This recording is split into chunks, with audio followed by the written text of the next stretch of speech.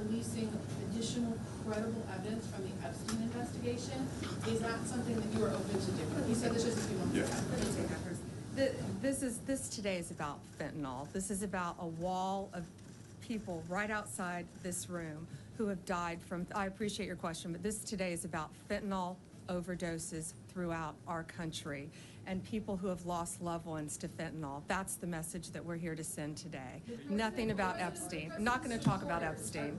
Go ahead. And so to your first question about what's driving this, clearly it's driven by profit. It's all it is. Mexican cartels are driven by profit only. These are business decisions. Everything we talked about today, whether it's how they're smuggling across the bill and the innovation they use to get it across the border, also the attempt at, quite frankly, during the 4th of July holiday, we think it was a concerted effort that they flood us because they thought there'd be less law enforcement working at that time, and they sent as much as they could across the border into numerous cities. Didn't work out well for them. Also, the decision to start making methamphetamine pills, business decision, like any other company in America. They look at what is wanted, unfortunately. Taking a pill has a lot less stigma than shooting a drug in your arm, snorting it, smoking it. But that makes it that much more dangerous because it's less threatening to our young people who, again, from a national security standpoint, that 18 to 45-year-old men and women, that's who makes up our U.S. military, and we're losing them at historical rates. That is not what we can allow to continue, and that's what we're here to fight and continue to fight it. Yes, ma'am. On topic you spoke a lot about seizure numbers, but of all the different actions that you took over that weekend, can you talk to us about how many individuals are going to be facing criminal prosecution, not simply just being deported, perhaps, arrested in Central? Everybody arrested in this will be facing. This is a serious amount of drugs. Do you have a number? Well, I don't off the top of my head because it was in multiple cities, but I think most of pretty much at every place we're talking about. I don't have an exact number. And to jump in on that same topic, minimum 10 years in prison for almost all of these defendants, some 20, some 40, depending on the amount of drugs, the type of drugs, the level of drugs. Go ahead. I'll talk a question Sure. for you, Attorney General. Today on social media, President Trump made allegations about mortgage fraud against Senator Schiff. I'm wondering if you can comment on that and whether or not that issue has been heard and looked at. Yeah, I just was told about those comments walking into this room, and we don't comment on whether there is or is not a pending investigation. But thank you. Anything else on topic today? Madam Attorney General, on this matter of fentanyl, which is a priority clearly to the DEA, Department of Justice, are you confident you're going to still be here to execute this because there's so many people calling for change at the Department of Justice? I'm going to be here for as long as the president wants me here, and I believe he's made that crystal clear. It's 4 years, well, 3.5 now, right? We've got 6 months in, and it feels like 6 years. Yeah, exactly. But I was with Director Patel this morning, and we are working on fighting violent crime. We are working on all these issues that we deeply care about to make America safe again and get these drugs off our streets. We've been working on this since my really last 2 years. Fentanyl was coming on the market when I was State Attorney General. And now with these cartels, it's coming back, it's coming in more than ever. And the border has stopped that, but we're going to catch them and we're going to prosecute them to the fullest extent of the law. Yes, sir.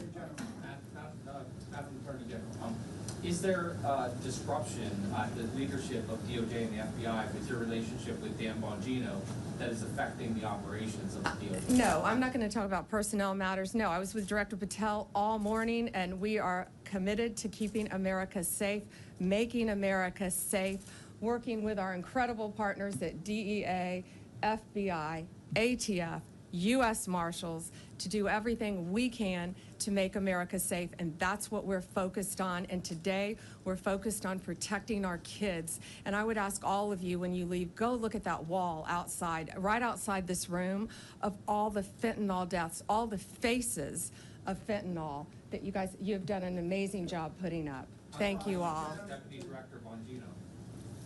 So following up on that. Yes. Yes, go ahead. I wanted to follow up on that question. I think the American people have a lot of questions about your relationship with the Deputy FBI Director. Do you believe that he should stay in his role? I'm not going to discuss personnel matters. I think we all are committed to working together now to make America safe again, and that's what we're doing. Madam Attorney. Only on topic, guys. Go ahead. First of all, I believe when you're in a public forum, you can choose or not choose to answer any questions, but I don't believe it is your right to ask us. Restrict those questions. That said, I will keep this on topic. Thank you. How can you keep America safe again when the president's budget for 2026 cuts DEA by $212 million and the FBI by $500 million? Do you support those cuts? Do you think they will harm your capacity to fight crime? Well, it won't. That's a great question. It won't harm our capacity to fight. I'll tell you that. We can always do more with more, but we can do more with less, and that's what we're committed to doing. The big, beautiful bill also adds a tremendous amount for us in combating especially the drug crisis, billions of dollars, I believe. I think it's 500 million. Yeah, let me see, 3.3 billion dollars in the big, beautiful bill to combat drug trafficking, support the prosecution of immigration matters, and gang-related crimes. So that crosses all agencies as well. So that bill will greatly help us as well, in addition to the budget. We also have a $3.5 billion reimbursement fund for state and local agencies that are enforcing the Immigration Act, drug and human trafficking laws. And human trafficking is also something we're not talking about today, but is very, very important to us. So yes, there are billions of additional dollars in addition to the original budget. So that was a great question. Thank you. Thank you, guys. I think that's Ma'am, all. the president said today you would release credible files related to Mr. Epstein. Are you prepared to do that, and when would you do that? Our memo, today, our memo speaks for itself, and we'll get back to you on anything else. I haven't seen all of his statements today. Thank you. And how would you respond to the MAGA base that has expressed a lot of frustration about this? We're going to fight to keep America safe again, and we're fighting together as a team. That's what's so important right now. You know, we've got a war on drugs. We've got a war on human trafficking. We've got cartels in this country, and we are going to do, we've got foreign adversaries around this world as well. And we're all going to work together as a team to fight to keep America safe again. And I can tell you that's what we're all committed to.